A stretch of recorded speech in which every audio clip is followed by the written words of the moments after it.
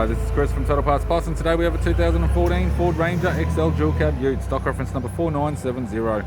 This shape runs from the 6-month 2011 through to the 6-month 2015. It has a P5 AT, 3.2 litre 5-cylinder turbo diesel engine backed by an automatic 4-wheel drive transmission.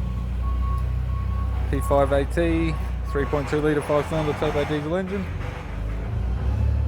We have the left power door mirror, left door, 3 small dents, left rear door, 5 small dents, pair of aftermarket alloy side steps with all bolts and brackets, sports bar with all fittings, rear bumper, park sensor type, factory fitted tow bar supplied with all bolts, brackets, loom and module.